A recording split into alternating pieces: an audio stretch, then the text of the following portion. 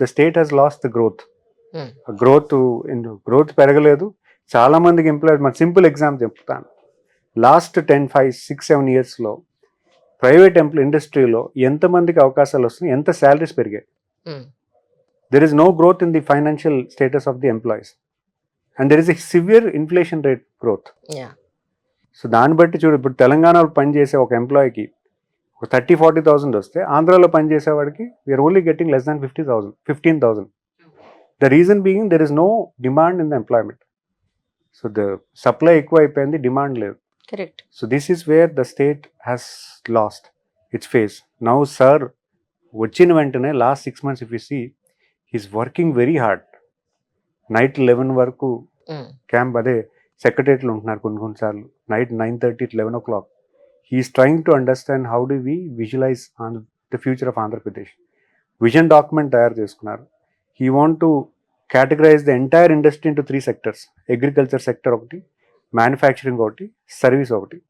ఈ 3 సెక్టర్స్ని ప్రతి డిస్ట్రిక్ట్లో ఎలా ఫార్ములేట్ చేయాలి, how do we strengthen each and every sector in every district, అలా పెట్టుకొని స్టేట్ అంతా కూడా మ్యాపింగ్ చేసి, గతిశక్తి ఏదైతే మనం కంట్రీలో మ్యాప్ చేస్తామో అలాగే స్టేట్లో కూడా ఒక మ్యాపింగ్ చేసుకొని విజన్ డాక్యుమెంట్ కూడా చేయడం జరిగింది. ఆ విజన్ డాక్యుమెంట్లో పర్టికులర్గా ప్రతి డిస్ట్రిక్ట్లో ఉన్న స్ట్రెంగ్స్ ఏంటి, ఎగ్జిస్టింగ్ స్ట్రెంగ్త్ ఏంటి, ఫ్యూచర్ స్ట్రెంగ్త్ ఏంటి, దీన్ని ఫార్ములేట్ చేసుకుంటూ ఒక విజన్ డాక్యుమెంట్ చేయడం జరిగింది, విజన్ 2047. అందులో కూడా ఆయన 2 types ఆఫ్ విజన్ పెట్టుకున్నారు, విజన్ 2030, విజన్ 2047. సో ఈ షార్ట్ టర్మ్ గోల్ ఏంటి, లాంగ్ టర్మ్ గోల్ ఏంటి, ఇవన్నీ కూడా ఫార్ములేట్ చేసి లాస్ట్ 6 months కూడా చాలా మంచి అప్రోచ్తో గౌరవ ముఖ్యమంత్రి వాళ్ళు చేయడం జరిగింది. అందరినీ కూడా ఒక మంచి ఇన్స్ట్రక్షన్స్ ఇచ్చారు. Yes choose an young team so that they will also work more hours. So మేము కూడా అందులో ఆయనతో భాగమై ఆయన రివ్యూ మీటింగ్స్లో కూడా చూస్తే he has given a very good guidances in some of the issues that we face. So అలాంటి డెసిషన్స్, అదే ఆ డాక్యుమెంట్ తయారు చేయడానికి ఇండస్ట్రీస్ని ఒక పాజిటివ్ అప్రోచ్ చూసాం. చాలా ఇండస్ట్రీస్ వెనక్కి వెళ్ళిపోయాయి and we see that lot of industries are coming back.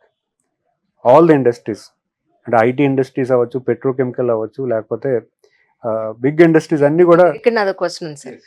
జనరల్గా అంటే ఇక్కడ ఎంఎస్ఎంఈ కానీ లేదు అని అంటే కనుక ఒక స్టార్టప్, ఒక స్టాండప్, ఇప్పుడు మీరు అన్నట్టు చిన్న ఇండస్ట్రీనో పెద్ద ఇండస్ట్రీనో ఎక్కడ పెట్టాలి అని అంటే కనుక ఎక్కడైనా సరే తెలుగు రాష్ట్రాల్లో పెట్టాలంటే ఎంతో మందికి కమిషన్స్ ఇచ్చుకుంటూ వెళ్ళాలి. అది ఇవ్వలేము, ఎందుకు వచ్చిన బాధ, అమెరికానో ఇంకెక్కడో పెట్టుకుంటే ఈ బాధ ఉండదు అనేది యంగ్ ఎంటర్ప్రెన్యూర్స్లో ఉన్న థాట్ ప్రాసెస్. అలాంటి వాళ్ళకి మీరు ఏం చెప్తారు? గవర్నమెంట్ ఎస్టాబ్లిష్ అంటే ఇన్ఫ్రాస్ట్రక్చర్ అనేది it's very much needed for every industry. So అది అందులోని గవర్నమెంట్ డిఫైన్ చేస్తున్న ఇండస్ట్రియల్ పార్క్స్లో కానీ ఇండస్ట్రియల్ స్పేస్లో పెడితే చాలా అడ్వాంటేజ్ ఉంటుందని అందరూ భావిస్తాం. అయితే ఇప్పుడు ఆ ప్రాబ్లం, మీరు చెప్పిన ప్రాబ్లంలో అడ్మినిస్ట్రేషన్లో ఉంది. సో అందుకే గౌరవ ముఖ్యమంత్రులు ఏం చేశారంటే he has brought in P3 and P4 model. Okay. P3 model ఏంటంటే గవర్నమెంట్ ల్యాండ్ని ప్రైవేట్ పార్ట్ని డెవలప్ చేస్తూ ప్రైవేట్ వాళ్ళు they can actually allocate the land. అంటే గవర్నమెంట్ ల్యాండ్ని ప్రైవేట్ వాళ్ళు డెవలప్ చేసేస్తారు. అండ్ అంటే it could be, the private could be a group of companies. ఇప్పుడు సపోజ్ మేము ఒక 10 మంది కలిసి మేము ఒక ఇండస్ట్రీకి మాకు ల్యాండ్ కావాలి, మేము ఎంత ఎంప్లాయ్మెంట్ క్రియేట్ చేయగలుగుతాము, మా ఇన్వెస్ట్మెంట్ ఎంత ఉందని వాళ్ళు తెలియజేస్తే వాళ్ళకి కావాల్సిన land we can identify. It could be from the APIC or కొత్త ల్యాండ్ ఐడెంటిఫై చేసి వాళ్ళకి ఇవ్వడానికి చేస్తాం. సో వాళ్ళే ఒక ప్రైవేట్ గ్రూప్ కింద ఫామ్ అయ్యి వాళ్ళు ఒక ఐలా ఫామ్ చేసుకొని వాళ్ళు ఇండస్ట్రియల్ పార్క్ డెవలప్ చేసి వాళ్ళే ఓన్గా ఇండస్ట్రీస్ పెట్టుకోవచ్చు. లాస్ట్ టైం నేను శ్రీభరత్ గారితో ఇక్కడ ఇంటర్వ్యూ చేసినప్పుడు ఆయన ఇక్కడ వైజాగ్ ఇండస్ట్రియల్ ఏరియా అంతా చూపించారు. ఆ వీడియోలో ఉంది కూడా. మొత్తం కాయలాలు పడిపోయాయి అంజలి, ఇక్కడ అసలు ఏ డెవలప్మెంట్ లేదు, చూడు అసలు రాళ్ళు రప్పులు మొక్కలు తప్ప ఏం లేదు, ఇన్నాళ్ళుగా ఇలాగే పడింది అని. బట్ కానీ అంటే ఎవరైనా సరే ఇక్కడ ఏపీలో ఒక కంపెనీ పెట్టాలి లేదా ఒక బిజినెస్ స్టార్ట్ చేయాలి అని అంటే కనుక మీరు వాళ్ళకి ఇచ్చే భరోసా ఏంటో చెప్పండి.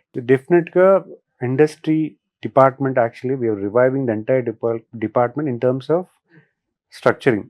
యాక్చువల్లీ ఇప్పుడు ఏదైతే డిపార్ట్మెంట్ ఉందో కావాల్సిన నీటికి ఈ ఎంప్లాయ్మెంట్, ఈ ఆఫీస్ స్టాఫ్ అయితే సరిపోవట్లేదని we're reviving the entire, restructuring the entire department.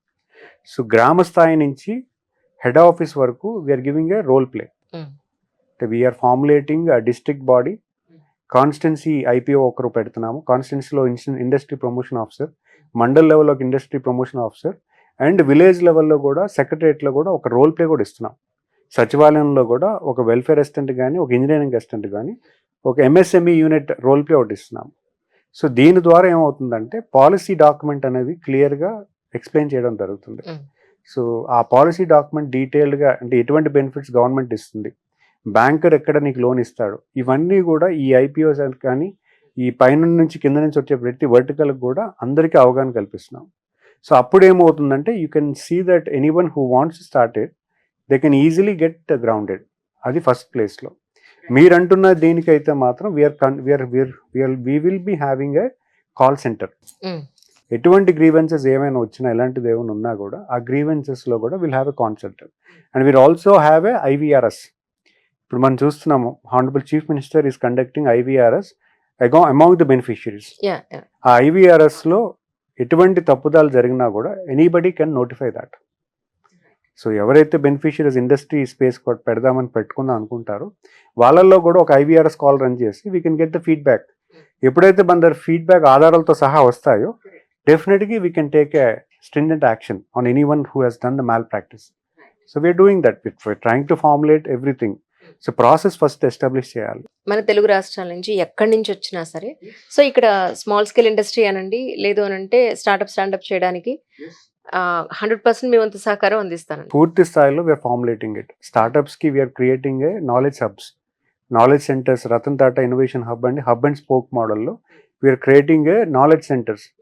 ఈ నాలెడ్జ్ సెంటర్స్లో you can create startups, innovation hubs ఉంటాయి. అక్కడ you can present your startup, you can get a ఎకనాలజీ ఐపీఆర్ తెచ్చుకోవచ్చు. ఈ ఐపీఆర్ బేస్ చేసుకొని you can also form get export to virtual venture capitalist. Venture capitalist కూడా అక్కడికి ఒక హబ్లోకి వచ్చి చూసుకుంటారు, ఏమైనా మంచి ఐడియా ఉంటే మేము ఇన్వెస్ట్ చేయడానికి రెడీగా ఉన్నాం అంటారు. సో అదొక ప్లాట్ఫామ్ కింద క్రియేట్ చేస్తున్నాం. So that is also been formulated in the vision document.